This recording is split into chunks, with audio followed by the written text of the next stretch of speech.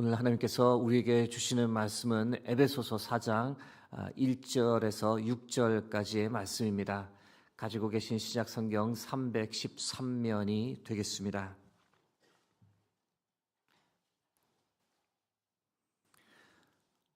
허락하신 말씀 에베소서 4장 1절에서 6절까지의 말씀 교독하겠습니다.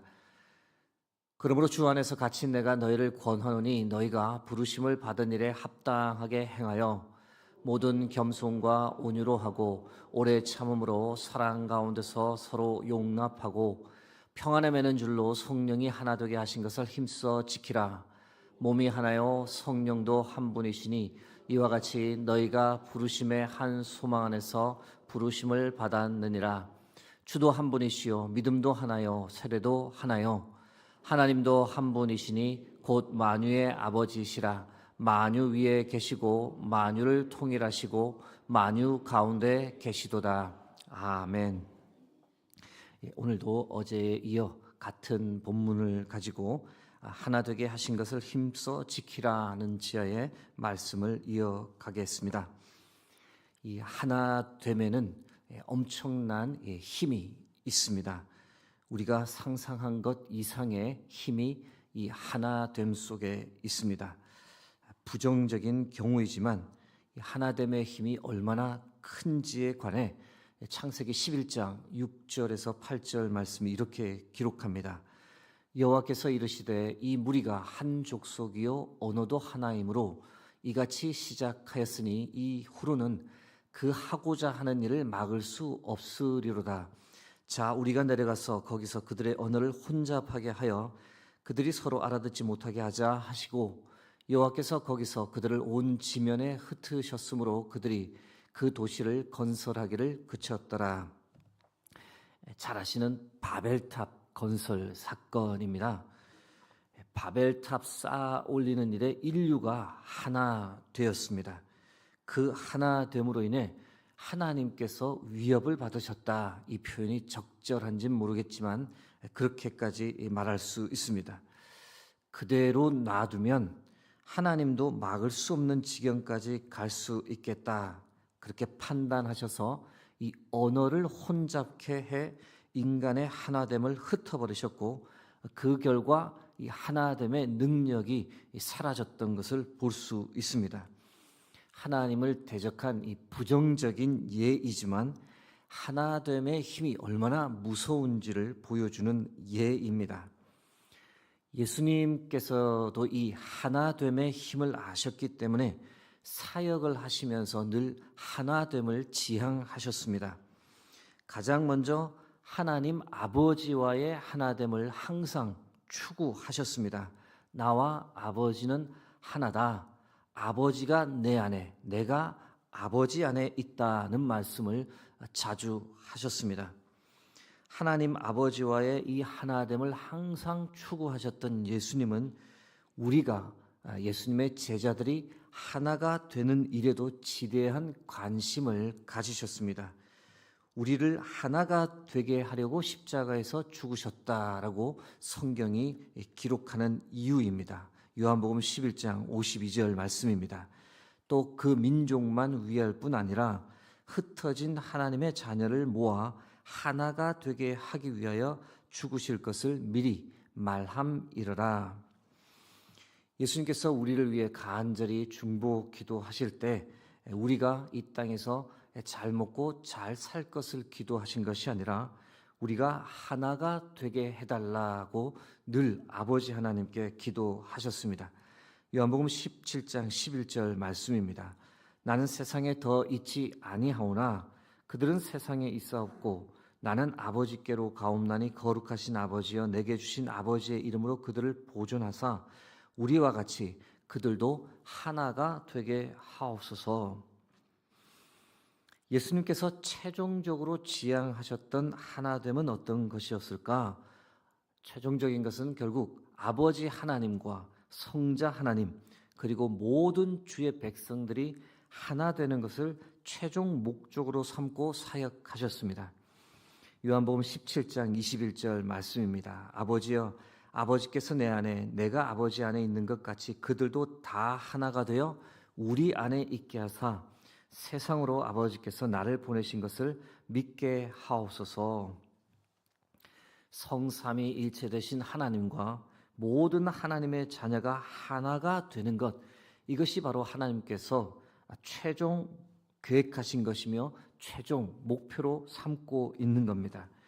우리의 모든 생각, 마음이 하나님께서 부어주시는 사랑과 은혜로 충만하여 한 마음으로 우리 모두가 하나 되는 것, 수많은 주의 자녀들이 벅찬 감동과 감격을 가지고 한 목소리로 하나님 아버지와 어린 양 예수 그리스도를 송축하고 높이며 하나 되는 것, 하나님의 나라는 바로 이 하나됨이 온전히 성취되는 곳입니다. 한 명도 소외되는 사람 없이 모든 사람들이 하나가 되는 것이 바로 하나님의 나라입니다. 사랑하는 성도 여러분, 그 하나됨이 속히 올 줄로 믿습니다.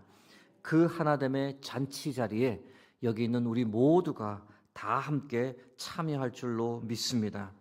하나님과 예수 그리스도 안에서 우리 모두가 하나 되고 하나님과 어린 양 예수 그리스도께 세세토록 영광과 찬송과 존귀를 드리는 날, 상상만 해도 벅차고 행복하고 그날이 속히 오기를 간절히 소망하게 됩니다.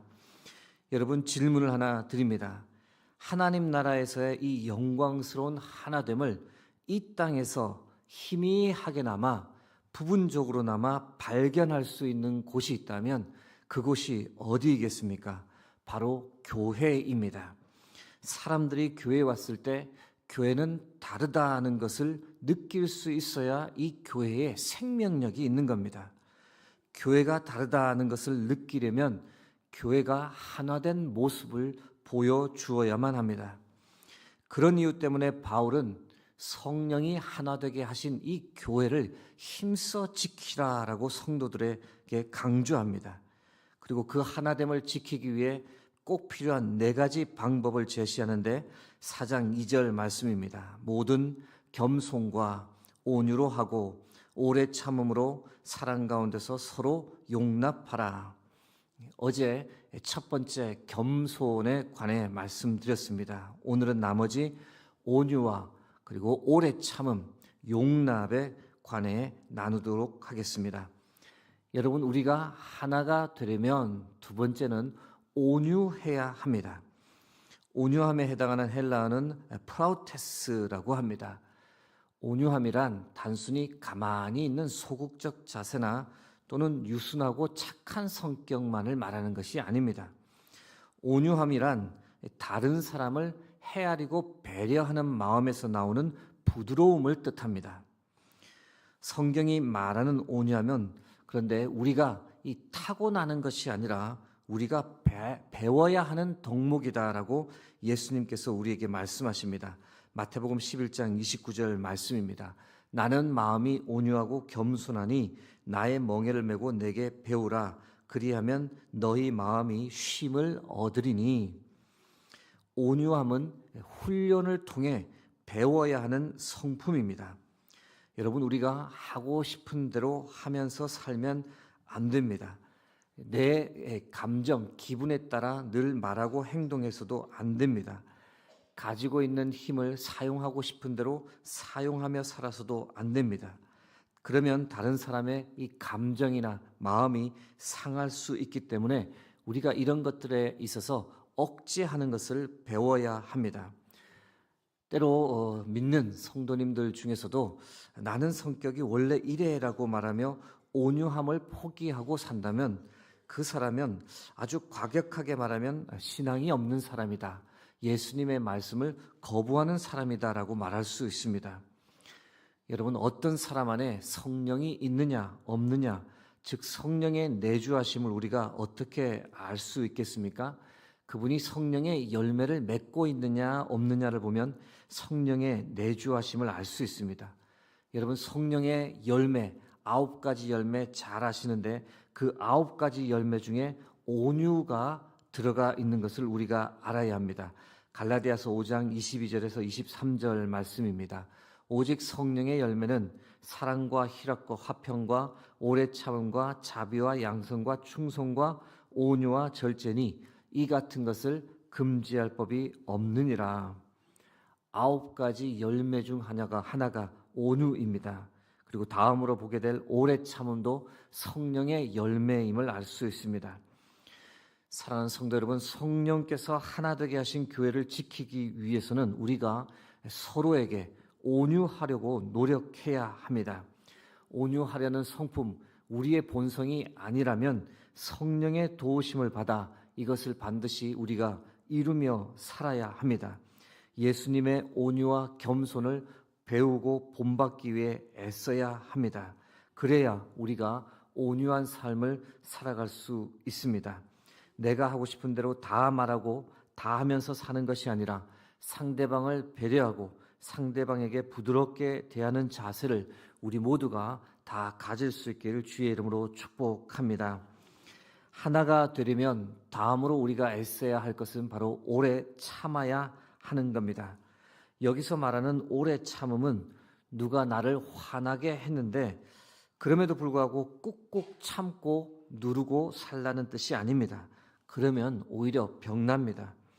오늘 본문이 말하는 오래 참음의 의미를 알려면 하나님의 성품 중 오래 참음의 성품이 있다라는 것을 알고 하나님께서 왜 오래 참으시는지 그 이유를 생각해 볼 필요가 있습니다. 베드로후서 3장 9절 말씀입니다. 주의 약속은 어떤 이들이 더디다고 생각하는 것 같이 더딘 것이 아니라 오직 주께서는 너희를 대하여 오래 참으사 아무도 멸망하지 아니하고 다 회개하기에 이르기를 원하시느니라. 하나님께서 오래 참으십니다. 그 이유가 무엇입니까? 모두 회개하고 다 하나님께로 돌아오기를 간절히 바라시기 때문에 오래 참으신다. 성경이 기록합니다. 그렇다면 우리의 오래 참음은 무엇에 관한 오래 참음이 되어야 할까요? 가족 중 믿지 않는 사람이 있을 때 주 예수를 믿으라 그리하면 너와 내 집이 구원을 받으리라는 이 하나님의 약속 붙잡고 낙심하지 않고 기다리는 것, 이것이 바로 성경이 말하는 오래 참음입니다. 주님 다시 오신다고 약속했는데 오랫동안 오지 않아 어떤 이들은 신앙 저버리고 세상으로 가버렸을 때 그럼에도 불구하고 믿음의 사람은 포기하지 않고 참고 인내하며 주님 다시 오기를 기다리는 것, 이것이 바로 오래 참음입니다. 오랫동안 기도했는데 하나님 여전히 기도 응답해 주시지 않으실 때 답답하지만 하나님 반드시 응답해 주실 것을 믿고 기다리며 인내하는 것, 이것이 바로 오래 참음입니다. 여러분, 우리가 신앙생활을 하면서 오래 참는 신앙생활을 하려면 반드시 성령의 도우심이 있어야 합니다. 성령이 붙잡아 주시지 않으면 이런 일들에 관해 우리가 끝까지 참기가 참 힘듭니다. 사랑하는 성도 여러분, 성령의 도우심을 힘입어 오래 참는 믿음의 사람들이 되시길 주의 이름으로 축복합니다.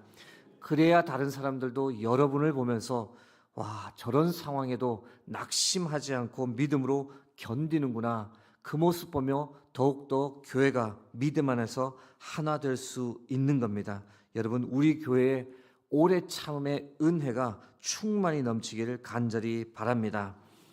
마지막으로 하나가 되려면 용납함이 있어야 합니다. 용납이란 상황을 받아들이는 것을 뜻합니다. 제가 전에 말씀드린 적이 있습니다만 여러분, 대부분의 일은 옳고 그름을 따질 수 있는 일이 아닙니다. 상황을 자세히 들어보면 그때 그럴 수밖에 없었던 것을 이해하게 되는 일들이 대부분입니다. 여러분, 여러분의 가정을 한번 생각해 보셔요. 가정에 가면 누가 항상 옳고 그른 것을 따지는 사람이 있다라고 생각해 보십시오. 과연 그 가정이 행복할까요? 아닙니다. 답답하고 숨 막힐 겁니다. 여러분, 결국 여러분의 생각과 맞지 않더라도 자녀들이 하는 것 결국은 인정하고 받아들이게 되지 않습니까? 그게 바로 용납입니다. 그렇게 용납하게 되는 이유가 무엇입니까? 사랑하기 때문에 그렇습니다. 내가 내 바람이나 생각을 너무 이 자녀들에게 강요하면 자녀들이 마음 상하게 될까봐, 가정의 하나됨이 깨질까봐 그렇게 하지 않고 받아들이는 것, 그것이 바로 용납입니다. 그것이 바로 사랑 가운데서 받아들이는 겁니다. 교회에도 똑같은 용납이 필요합니다. 가정에서 하듯 똑같은 용납의 자세가 우리 서로에게 필요합니다. 그래야 하나됨이 깨어지지 않습니다. 물론 그냥 놔두면 잘못된 길로 들어갈 상황에서는 단호하게 대처해야 합니다. 또 어떤 사람의 행동이나 말이 다른 사람에게 상처를 주거나 손해를 끼치는 것이 된다면 그때도 단호하게 대처해야 합니다. 그러나 그런 것이 아니라면, 충분히 이해하고 받아들일 수 있는 것이라면 교회도 이 하나됨을 깨지 않기 위해 서로 용납하고 받아들이는 것이 필요한 겁니다. 사랑하는 성도 여러분, 우리 수유동 교회가 성령께서 하나 되게 하신 이 교회됨을 믿음으로 온전히 지켜나갈 수 있기를 간절히 소망합니다. 우리가 교회 하나됨을 위해 힘쓰고 애써야 합니다. 겸손하고 서로에게 온유하고 또 오래 참고 사랑 안에서 서로 용납하면서 하나님의 피로 사신 이 수유동 교회가 주 안에서 더욱 건강하고 견고하고 하나 되어 아름답게 세워져 갈 수 있도록 함께 노력하는 저와 여러분 되길 주의 이름으로 축복합니다. 함께 기도하겠습니다. 하나님, 오늘도 귀한 생명의 말씀 허락하여 주심을 감사합니다. 하나님, 우리 안에서 나올 수 있는 성품이 아니기에 간구합니다. 성령 하나님, 우리 가운데 임재하여 주셔서 우리로 하여금 겸손케 하시고 온유하게 하시고 오래 참게 하고 또 서로를 용납할 수 있는 은혜가 우리 개인의 삶 가운데 그리고 우리 교회 가운데 충만할 수 있도록 역사하여 주옵소서. 하나님, 2번째, 3번째, 1000번째 헌금을 올려드리는 손길 있습니다.